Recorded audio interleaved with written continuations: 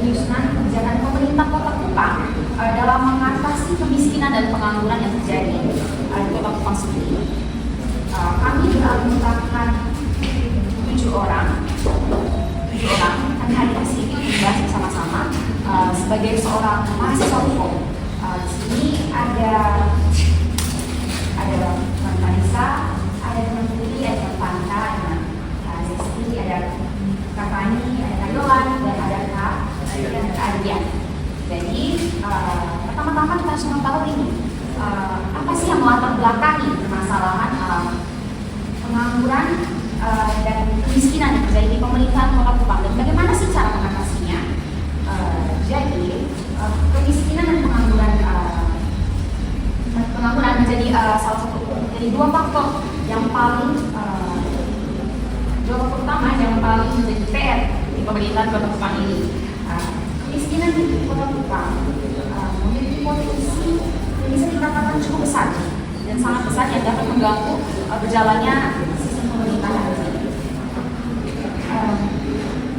Bisa kita ketahui bahwa di Kota Kupang ini memiliki berbagai potensi yang ada dari pariwisata, UMKM, dan banyak hal yang bisa menunjang tingkat pengangguran dan kemiskinan itu berbeda. Akan tetapi berdasarkan Badan Statistik tahun 2023, angka kemiskinan di Kota Kupang termasuk besar. Dia tuh sampai ke 8,61% dengan jumlah penduduk miskin mencapai 41,26 ribu jiwa. Hal ini yang menjadi PR besar bagi pemerintah Kota Kupang untuk menangani permasalahan pengangguran dan kemiskinan.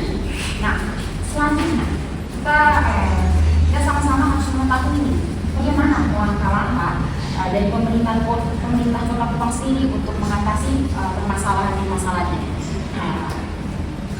Langkah-langkah ini akan dijelaskan oleh teman-teman kelompok saya dari Adrian, Yohan, dan Kak.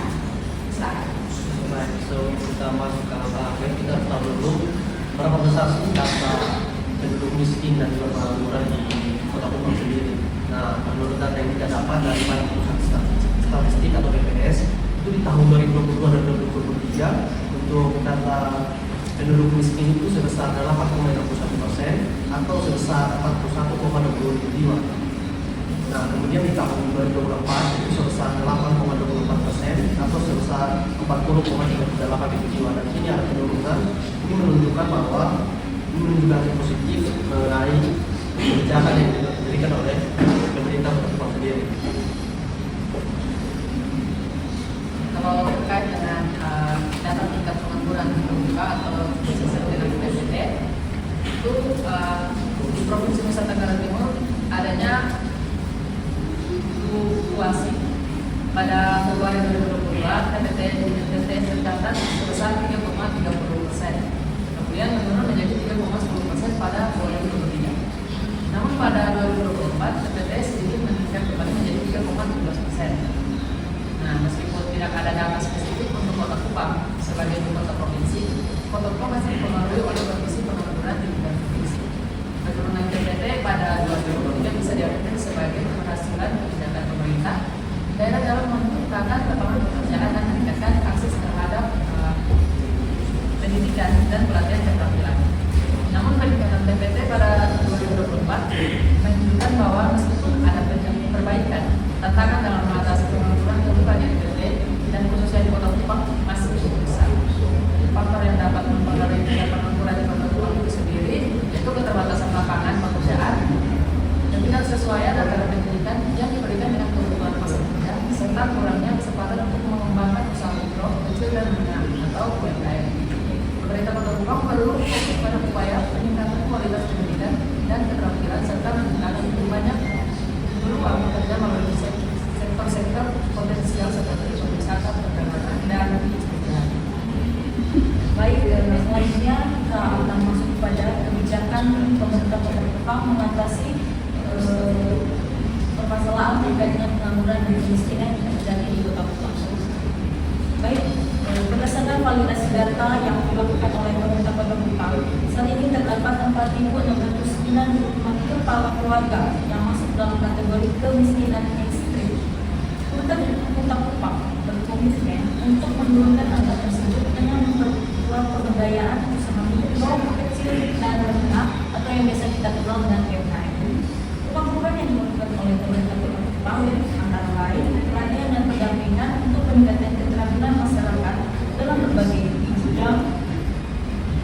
langkah yang signifikan untuk mendukung keberlangsungan UMKM. Melalui upaya ini, produk-produk yang dihasilkan oleh UMKM diharapkan dapat lebih cepat diterima oleh pasar, baik di tingkat lokal maupun lebih luas. Lalu bagaimana tindak lanjut terhadap laporan belanja tersebut? Di sini, pemerintah Kota Kupang juga membantu memasarkan produk UMKM melalui usaha yang telah dijalankan dengan Kementerian Kota Kupang. Dengan demikian, UMKM bisa lebih dikenal dan produknya dapat lebih cepat laku di pasaran. Ini menjadi salah satu kunci dalam menciptakan peluang usaha baru serta mempercepat penurunan angka kemiskinan di Kota Kupang.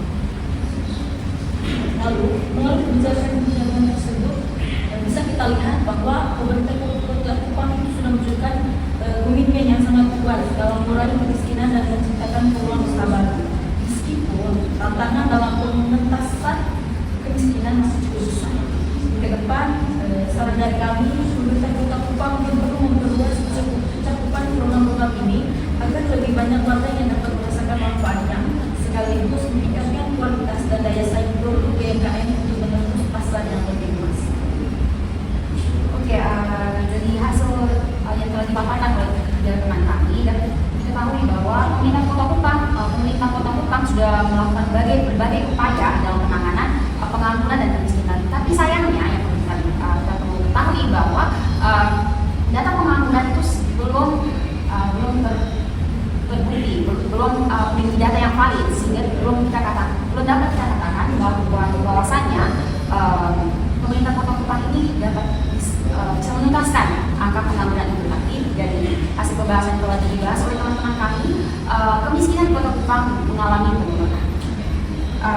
Dan selanjutnya kita akan membahas soal bagaimana sih tujuan dan sasaran dari pemerintah Kota Kupang sendiri dalam menetapkan kebijakan guna mengatasi kemiskinan dan pengangguran. Bagian ini akan dijelaskan dan dibahas oleh teman-teman saya. Waktu tempat saya bersama. Baik, di sini terdapat tujuan dan sasaran dari Pemkot Kupang dalam menetapkan kebijakan guna mengatasi kemiskinan dan pengangguran. Yang pertama, tujuan Pemkot Kupang dalam mengatasi kemiskinan dan pengangguran yaitu pengentasan kemiskinan. Salah satu tujuan utama Pemkot Kupang adalah mengurangi angka kemiskinan yang masih cukup tinggi di kota ini. Dalam upaya menurunkan angka kemiskinan ini, Pemkot Kupang berfokus pada pengembangan ekonomi kreatif dan pemberdayaan UMKM. Program-program seperti pelatihan kuliner bagi pedagang ikan dan pemberian bantuan anakan tanaman produktif merupakan bagian dari upaya Pemkot untuk membantu masyarakat miskin agar dapat meningkatkan kesejahteraan mereka melalui peningkatan keterampilan dan pendapatan. Yang berikut adalah penciptaan peluang kerja atau mengurangi pengangguran. Pemkot Kupang fokus pada program-program yang dapat menciptakan lapangan pekerjaan baru bagi masyarakat, khususnya mereka yang tergolong dalam kategori pengangguran terbuka. Salah satu kebijakan yang diambil adalah pemberdayaan sektor UMKM yang diharapkan mampu menyerap tenaga kerja lokal dan mengurangi ketergantungan pada sektor formal yang terbatas. Selain itu, Pemkot juga berupaya untuk meningkatkan keterampilan dan produktivitas masyarakat melalui berbagai pelatihan kerja yang dapat memperluas peluang kerja di sektor lain seperti kuliner, perikanan, dan sektor ekonomi kreatif. Nah, yang kedua itu ada sasaran kebijakan Pemda Kota Kupang dalam mengatasi kemiskinan dan pengangguran. Yang pertama itu meningkatkan kesejahteraan masyarakat miskin. Sasaran utama dalam mengatasi kemiskinan adalah meningkatkan kesejahteraan masyarakat miskin, terutama yang tercatat dalam kategori kemiskinan ekstrim yang menurut data Pemda Kota Kupang mencapai 4.695 kakak. Untuk itu, Pemda Kota fokus pada pemberdayaan masyarakat melalui berbagai kebijakan sosial seperti bantuan sosial, program pemberdayaan UMKM, serta pemberian bantuan berupa anakan tanaman produktif yang bisa ditanam di lingkungan rumah tangga untuk menciptakan ketahanan pangan. Dan yang kedua itu untuk menciptakan lapangan kerja dan meningkatkan daya saing masyarakat. Sasaran lainnya adalah menciptakan lapangan kerja yang lebih luas, terutama bagi mereka yang belum memiliki pekerjaan tetap. Pemda Kota Kupang berupaya mengurangi tingkat pengangguran melalui penciptaan peluang usaha baru di sektor ekonomi, kreatif, dan UMKM. Salah satu kebijakan yang dilakukan adalah memberikan pelatihan keterampilan bagi masyarakat yang ingin membuka usaha baru, seperti yang terlihat dalam pelatihan kuliner yang diselenggarakan oleh Dinas Pariwisata dan Ekonomi Kreatif. Oke, jadi dari pembahasan yang dibahas, fokus pemerintah Kota Kupang itu lebih ke membuka usaha bagi warga masyarakat Kota Kupang yang masih pengangguran. Jadi kalau kita tahu tujuan dan sasarannya adalah yang menghilangkan pengangguran dan kemiskinan itu. Dan selanjutnya kita harus tahu dari tujuan, dari langkah tujuan kita harus mengetahui mengenai efektivitas dari pelaksanaan kebijakan ini. Karena dari berbagai kebijakan yang dikeluarkan oleh pemerintah Kota Kupang, apakah efektif dalam menangani masalah-masalah pengangguran dan kemiskinan itu? Nah, dalam bagian ini kita akan dibahas bersama-sama oleh teman-teman saya. Berikutnya kita akan membahas tentang efektivitas dalam melaksanakan kebijakan Pemkot Kota Kupang. Dalam hal ini dibagi menjadi dua, yaitu yang pertama adalah evaluasi pelaksanaan kebijakan Pemkot dan juga yang kedua dampak terhadap kemiskinan dan juga pengangguran. Yang pertama dalam evaluasi pelaksanaan kebijakan Pemkot Kota Kupang. Yang pertama dijelaskan tentang program ekonomi kreatif dan pemberdayaan UMKM.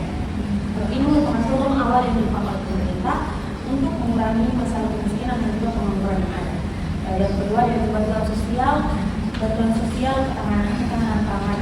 Pemerintah memberikan bantuan berupa anakan dan berbagai macam tumbuhan yang cocok dalam lingkungan di sekitar rumah untuk budidaya. Yang ketiga ada program pemberdayaan sumber daya manusia. Peningkatan SDM ini merupakan salah satu kunci utama atau merupakan kebijakan dari pemerintah untuk mengatasi masalah yang ada. Berikutnya yaitu peningkatan infrastruktur dan akses ekonomi dan terakhir ada peningkatan keterlibatan masyarakat dalam program pemberdayaan. Berikutnya tentang dampak terhadap kemiskinan dan pengangguran. Dampak terhadap kemiskinan dan pengangguran itu meskipun kebijakan pemerintah Kota Kupang telah memberikan dampak positif dalam penurunan angka kemiskinan dari 8,61% menjadi 8,24% pada tahun 2024 dan program pemberdayaan masyarakat telah memberikan keterampilan serta peluang usaha baru bagi masyarakat. Dampak terhadap pengangguran tidak terlalu signifikan. Bisa dilihat pengangguran terbuka di Provinsi Nusa Tenggara Timur cenderung turun sedikit dari 3,30% di bulan Februari 2022 menjadi 3,10% di tahun 2023. Namun angka ini sedikit meningkat menjadi 3,17% pada tahun 2024. Hal ini menunjukkan bahwa meskipun berbagai kebijakan telah dilaksanakan, belum sepenuhnya dapat menyerap tenaga kerja yang ada di Kota Kupang. Baik, dari penjelasan yang telah dilakukan oleh teman-teman saya tadi mengenai keefektifitasan dari kebijakan yang dikeluarkan oleh pemerintah Kota Kupang ini, dapat kita ketahui bahwa masih kontradiksi antara efektif dan tidak. Tapi dalam lapangannya banyak masyarakat Kota Kupang yang sudah membuka UMKM, sudah ada UMKM dan memiliki lapangan kerja baru dalam sektor usaha dan ekonomi kreatif. Jadi sebagai penutup dalam diskusi kali ini, saya akan menutupi dengan kesimpulan bahwasanya yang pertama ada 3 kesimpulan yang kami ambil dari kelompok ini. Kelompok kami yang pertama, analisis yang dilakukan oleh pemerintah Kota Kupang terhadap masalah kemiskinan dan pengangguran menunjukkan adanya signifikan untuk mengatasi kedua masalah tersebut, masalah pengangguran dan kemiskinan. Yang kedua, tujuan dari sasaran kebijakan Pemkot dalam mengatasi kemiskinan dan pengangguran ini adalah menciptakan peluang usaha baru serta meningkatkan kualitas hidup masyarakat. Di sini tujuan Pemkot adalah yang paling pertama adalah meningkatkan kualitas SDM sumber daya manusia masyarakat Kota Kupang. Yang ketiga, meskipun kebijakan pemerintah Kota Kupang telah memberikan hasil positif seperti penurunan angka kemiskinan menjadi 8,24% pada tahun 2024 ini, akan tetapi pengangguran dan kemiskinan tetap menjadi PR utama bagi pemerintah Kota Kupang dalam pemerintah Kota Kupang untuk harus terus mengatasi dan membantai terus pengangguran dan kemiskinan. Jadi sekian dari kelompok kami pamit undur diri. Dan sebelumnya kami akan memperkenalkan dosen kami yang paling keren dan paling mantap dan kece, yaitu Bapak Joseph Montero. Selamat malam untuk mahasiswa sekalian. Jadi menyimak apa yang tadi sudah diperbincangkan oleh kalian, menarik untuk kita ketahui bahwa mengapa ya topik atau tema ini diangkat dan diperbincangkan atau didiskusikan ini untuk mendalami ya kita punya materi tentang hukum dan kebijakan publik, di mana salah satu yang mesti diketahui oleh mahasiswa ya khususnya kelompok yang pada malam ini sudah memperbincangkan yaitu menyangkut proses perumusan dan penyusunan kebijakan publik. Nah, di dalam proses perumusan dan penyusunan kebijakan publik ini kelompok mengangkat masalah kemiskinan dan pengangguran yang mana sudah dipaparkan ya dari tahun ke tahun angka kemiskinan dan pengangguran di Kota Kupang cukup tinggi. Nah, dengan melihat fenomena dan fakta ini, maka kelompok ya kemudian menganalisis ya mengatasi yang namanya kemiskinan dan pengangguran. Ya, pemerintah mesti melakukan berbagai program, diantaranya UMKM.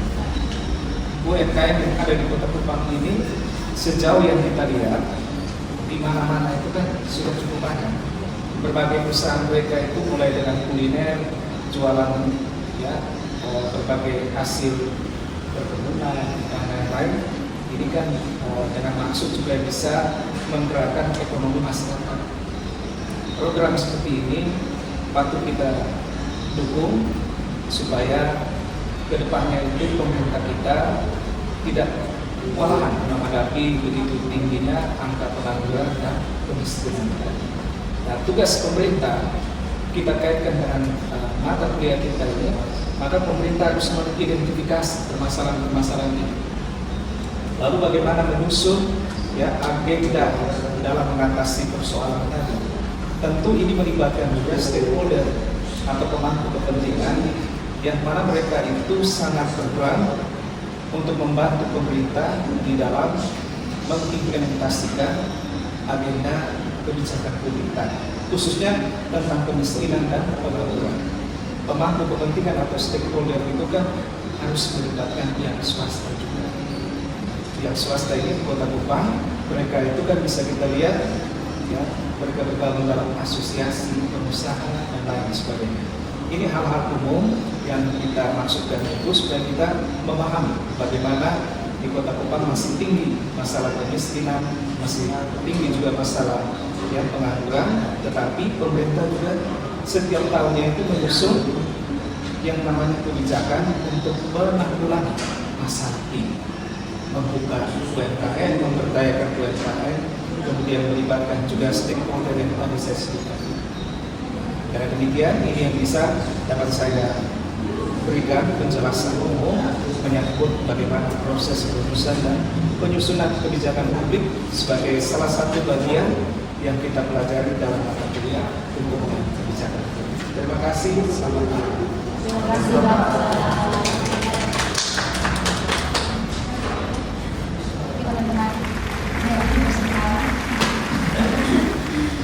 Sekian podcast kami pada hari ini. Semoga teman-teman bisa menambah wawasan dari hasil podcast ini. Ada buku juga. Dan ada buku hukum dan kebijakan publik yang ditulis langsung oleh dosen kami di depan kami, Bapak Joseph Mario Montero SH SIP MH.